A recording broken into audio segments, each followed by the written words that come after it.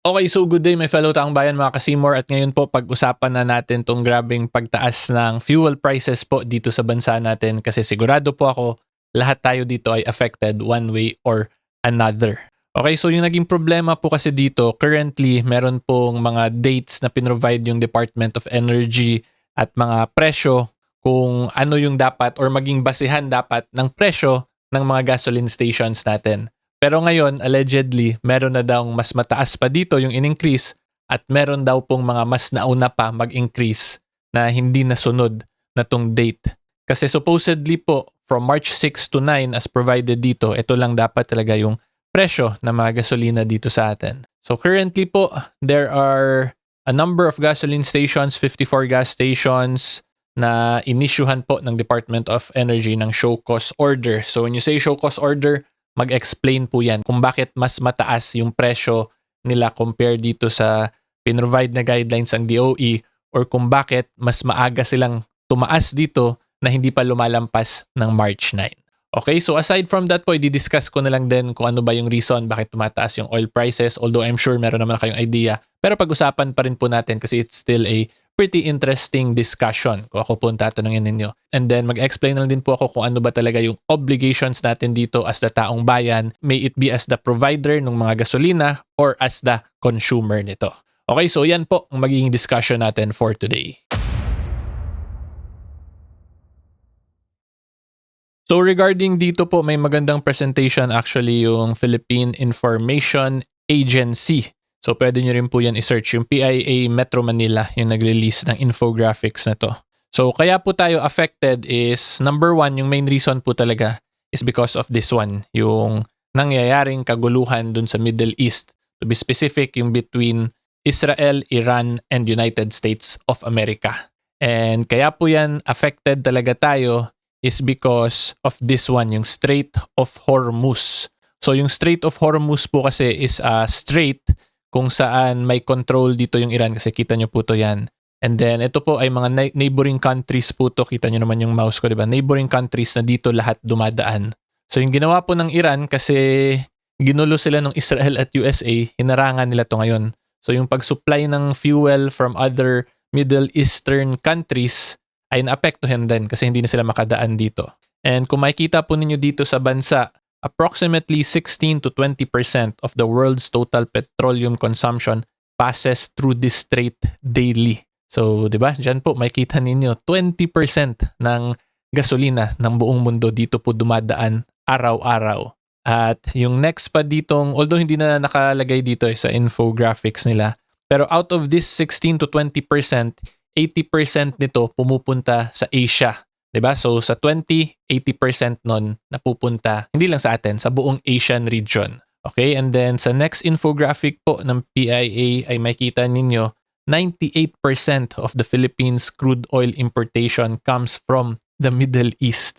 Furthermore, 97% of liquid petroleum products and 91% of LPG are imported from Asian refineries that are themselves dependent on the Persian Gulf. So kung makita po ninyo, halos 100% nang gagaling dito sa Middle East supply yung gasolina po natin sa Pilipinas. Kaya po talaga affected tayo dito. And although hindi na yun nakalagay dito, pag bumibili din po kasi ng petroleum barrels, it is via US dollar yung gamit po niyan pagbili. So pag mas bumababa po yung value ng peso, mas humihina tayo compared to the dollar, mas lalo pa po talagang tataas yung presyo niya ng langis. Kasi yun nga po, dolyares ang ginagamit pagbili niyan, hindi po peso directly. Okay, so yan po ang mga factors kung bakit tumataas talaga yung fuel sa atin. So, hindi lang naman po yung Pilipinas talaga yung affected dito. This is the whole world. Kasi madami pong ibang bansa rin naman na kumukuha talaga sa Middle East. Pero tayo po, the Republic of the Philippines, ay yung isa sa mga bansa na talagang affected. Kasi ito, 98% crude oil importation ay galing sa Middle East. So dito po natin actually nakikita talaga na yung international matters ay naapektuhan talaga yung madaming neighboring countries. Not only neighboring countries, kundi yung international community at large ng actions ng certain countries lang. Imagine po ninyo, tatlong bansa lang naman talaga yung nagkakagulo. Iran, Israel, and USA.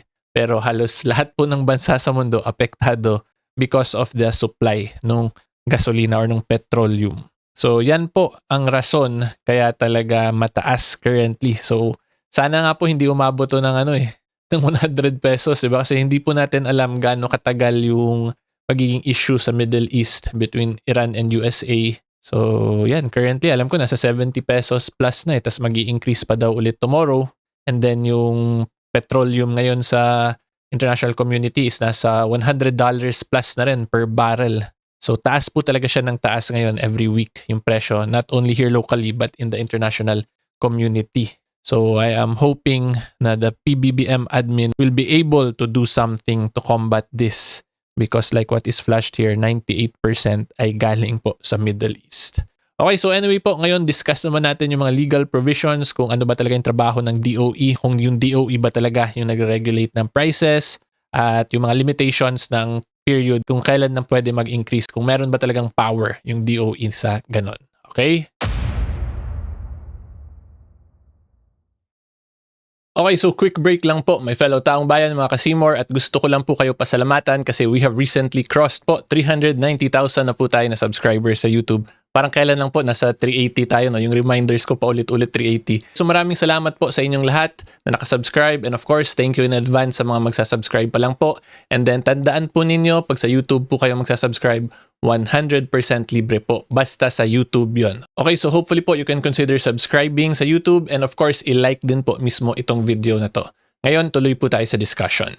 Okay, so first po na question natin is whether or not meron bang power yung DOE makialam talaga dito considering deregulated yung oil naman sa bansa natin because of Republic Act 8479, an act deregulating the downstream oil industry and for other purposes. Okay, so despite this one po, yung Deregulating Act 8479, meron pa rin naman pong power yung DOE to monitor the price. Kasi yung basihan po talaga ng presyo, although hindi na yung government yung nagpo-provide, ang basihan po is the international market talaga, yung world market. So kung ano yung nasa international community na price, ibabagsak yun dito na magiging fair naman not only to the nagbebenta, kundi pati rin po sa consumers.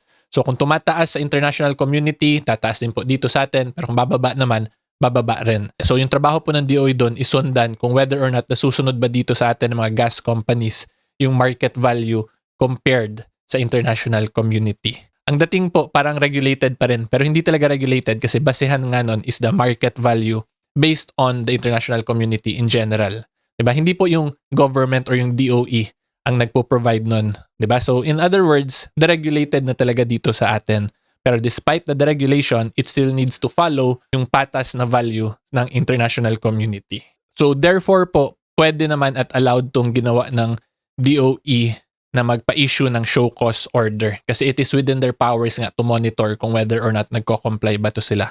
So yung mga limitations na pinoprovide ng DOE na ganitong presyo lang yung pwede and then on this date lang pwede, naka-base po kasi nga yan dun sa fair market value ng international community. Okay? So pwede po talaga at may power yung DOE dyan. So yan, wag po sana maging abusado rin yung mga gasoline stations natin at take advantage yung situation. Kasi kung makita po ninyo dito po sa Section 7, the DTI and DOE shall take all measures to promote fair trade and prevent cartelization, monopolies, combinations in restraint of trade, and any unfair competition. Diba? So kung makita po ng DOE na merong mga nagbebenta ng gasolina dito sa atin na halatang hinohoard yung gasolina, ang reason nila doon ay para makartelize, meaning sila yung makakontrol talaga ng presyo, bawal po yan. May power po yung DOE para makasuhan kayo niyan under this one, Section 7 of RA 8479.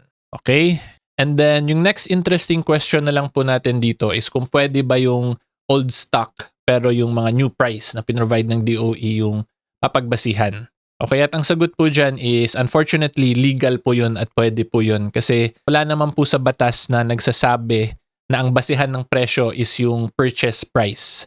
Diba? Because again, yung basihan lang is yung fair market value, which is nandito po yan to ensure a truly competitive market under a regime of fair prices, adequate and continuous supply of environmentally clean, so on and so forth. So yung declaration of policy lang po yung binasa ko, pero makikita nyo naman na yung spirit ng law talaga eh. It must be a truly competitive market under a regime of fair prices. So it does not state here na yung purchase cost will be the basis for the price. Kahit na po na-stock yun doon pero tumaas na yung demand or yung presyo sa buong mundo, therefore susunod na yun yung presyo talaga kahit na old stock. Parang unfair lang po kung titingnan natin, pero currently wala pa pong batas, unfortunately, nagpo-prohibit. So that is actually something na pwede rin ma-consider or matingnan po ng mga legislators natin na baka unfair yun, di ba, sa consumers. Okay? So ngayon po, i-share ko na lang yung mga obligations natin dito. Tayo po, the ordinary members of the taong bayan. So unahin ko po muna yung mga obligations nung mga may-ari ng mga gasoline stations, yung mga nagbebenta po, kasi sila yung in a sense parang may control kasi sila yung provider of the goods. So ang masasabi ko lang po dito ay wag nyo po sana kalimutan yung pagiging patas at pagiging makabayan ninyo or may malasakit sa kapwa ninyo Pilipino. Okay? Kasi hindi naman po to pera-pera lang talaga yung pinapag-usapan dapat, because this is a commodity or a good na kailangan talaga ng taong bayan to function, di ba? Not only sa mga motor vehicles to even sa mga grass cutter sa probinsya ginagamit din po yung fuel. So this is something that is used by all classes of individuals, not only sa upper class but even also the low class po ng society natin, di ba? Mga farmers nagagamit din po to. So maging patas lang po sana tayo despite kayo yung may hawak nung commodity na yan. Huwag nyo po sana talaga kalimutan yung pagiging patas at yung pagbigay po ng malasakit basically sa kapwa ninyo, di ba? Especially in times like this kung saan lahat tayo ay affected. Kasi at the end of the day, I'm sure kung tumataas yung presyo, may income pa rin naman po kayo dyan eh. So yun lang po, sundin tong mga guidelines na pinoprovide ng DOE na may mga timelines lang kung kailan pwede mag-increase at kung up to what amount lang yung pwede ma-increase. Diba kung may lugi man konti, lahat naman po tayo ngayon lugi eh. Not only kayo po na yung nagbebenta, kundi pati din po kami, yung mga buyer. Kasi yung sweldo naman po namin, yung income namin hindi naman tumataas, pero yung cost nito ay tumataas. Diba? So lugi kami and posible din po kayong mga nagbebenta lugi. But again, let us always maintain the spirit of fairness and the spirit of being makatao lang natin, makabayan at malasakit nga. Hindi yung puro pera-pera lang dapat. Okay, and then as to the consumers naman po, yung main trabaho talaga natin ay kung may nakikita po tayong nagva-violate nito, i-report po natin, di ba, sa appropriate authorities. May it be sa Department of Energy or pwede diretso nyo report sa police para yung police na ngayon yung mag-report sa DOE. Kasi covered din po to ng revised penal code. Kung makita po ninyo sa section 7, may binanggit yan dito. Article 186 of the revised penal code, 168, 169, of 8293, intellectual property law. So may mga penal sanctions din po yan sa mga mag-aabuso at mag-violate. Kaya pwede nyo rin po yan i-report diretso sa police. Okay, so yun lang po. Tandaan natin palagi yung pagiging patas natin, pagiging fair, at pagiging Pilipino natin. Diba? Magtulungan po tayo para ma-overcome tong problem na to. Kasi lahat po tayo affected dito. Okay, so yan lang po ang masasabi ko as to this issue. Hopefully, klaro po yan. If you like more legal videos and current events, subscribe lang po kayo sa channel ko. And until next time, see you all po. Bye-bye! Pa-full tank na tayo guys kasi tataas ulit ng March 10 yung gasolina. Last day na. Okay, bye-bye.